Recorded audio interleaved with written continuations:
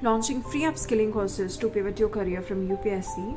real talks and podcast with UPSC aspirants, mental health and depression while preparing for UPSC. Hey everyone, welcome or welcome back to my channel. So this is my next vlog, and in this vlog we'll be talking about UPSC, mental health and failure. So let's get started, and do not forget to like, share and subscribe to my YouTube channel and press the notification icon so that you'll not miss any updates. UPSC. So कहीं ना कहीं हमारे mind में कभी graduation के वक्त या फिर कहीं छोटे में हमारे माइंड में यूजुअली आता है थॉट कि चलो गवर्नमेंट एग्ज़ाम की प्रिपरेशन करते हैं तो लाइफ सेटल हो जाएगी, and then we jump into prepare for UPSC और हम अपने पूरे जुनून के साथ और जज्बे के साथ प्रिपरेशन करना स्टार्ट कर देते हैं. फर्स्ट ईयर में क्या होता है कि ठीक है प्रिपरेशन करते हैं, समटाइम्स हम चीज़ों को एक्यूमुलेट करते हैं, देखते हैं कि हमको क्या सही लग रहा है, क्या सिलेबस है, और उसके बाद फिर हम स्टार्ट करते हैं प्रिपरेशन. तो लेट्स से फर्स्ट ईयर में अगर हमारा नहीं हो पाता, फर्स्ट अटेम्प्ट में क्लियर नहीं हो पाता, तो इतना वो स्ट्राइक नहीं करती हैं चीज़ें और लगता है कि एक और अटेम्प्ट देंगे, मे बी उसमें हो जाए और चीज़ें बहुत सही हो जाएंगी. बट इवेंचुअली ये होता है कि चलो अगर सेकंड अटेम्प्ट में भी अगर किसी का क्लियर नहीं हो पाया तो उसके बाद फिर वो एक फेलियर अकेला नहीं आता, उसके साथ बहुत सारी चीज़ें लाइक मेंटल प्रेशर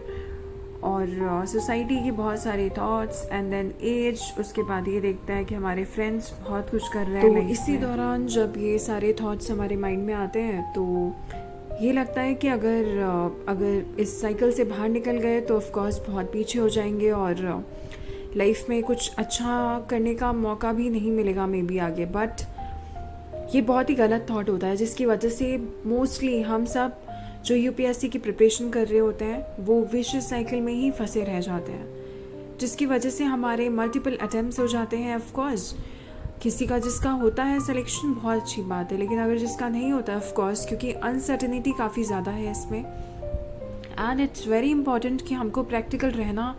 भी पड़ेगा. क्योंकि अगर हम चाहते हैं कि हम लाइफ में कुछ अच्छा करें तो हमको एक डिसीजन पे आना पड़ेगा कि कब हमको स्टॉप करनी है प्रिपरेशन. इट्स नॉट दैट कि अगर हम स्टॉप कर रहे हैं प्रिपरेशन तो हम फेलियर हैं, नहीं, ऐसा कभी नहीं होता. आप जब एक प्रिपरेशन को स्टॉप करते हैं और आप अगर आगे देखते हैं तो आपको बहुत सारे डोर्स ऐसा लगता है कि बंद है, लेकिन आपको समझ में आना चाहिए कि ये जो एक्सपीरियंस आप गेन करता है, जो हम सब जब यूपीएससी की प्रिपरेशन करते हैं तो हम बहुत सारा एक्सपीरियंस गेन करते हैं और वो एक्सपीरियंस हमारा कहीं ना कहीं किसी ना किसी चीज़ में बहुत यूज़फुल होता है. प्रिपरेशन के वक्त मेंटल प्रेशर और मेंटल हेल्थ इश्यूज़ बहुत सारे आते हैं. कभी हम फ्रस्ट्रेटेड होते हैं, कभी हम डिप्रेशन का फेस फील करते हैं, तो कभी हमको यूजुअली बहुत सारे फेलियर्स या फिर मल्टीपल थॉट्स आने की वजह से कभी हो सकता है कि एक दिन पढ़ाई में मन नहीं करता होगा और उसी रिग्रेट्स की वजह से हम पूरा जो आगे का साइकिल होता है उसमें हम पढ़ाई नहीं कर पाते हैं. यूजुअली इट्स वेरी इंपॉर्टेंट कि जब भी हमारे ऐसे फेसेस आते हैं तो we all have to be very conscious. अगर किसी भी हम चीज़ को कॉन्शियसली करते हैं, फॉर एग्जांपल अगर हम ब्रेक भी ले रहे हैं और अगर हम कॉन्शियसली ब्रेक ले रहे हैं तो वो भी हमारा कहीं ना कहीं पॉजिटिव ही माना जाएगा उस. सो जब भी हमको ऐसी फीलिंग आती है कि हमको अगर डिप्रेशन या फिर बहुत अच्छा नहीं लग रहा है and then you do not have anyone to talk, आपके फ्रेंड्स भी बहुत आगे बढ़ गए और मल्टीपल अटेम्प्ट्स के बाद ये भी हो जाता है कि आप friends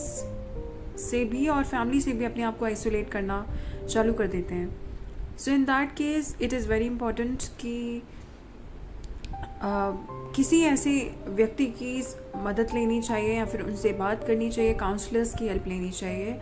otherwise it is also very important कि जर्नलिंग, राइटिंग आपको करनी चाहिए सो दैट आपको अपने लाइफ का पर्सपेक्टिव समझ में आए.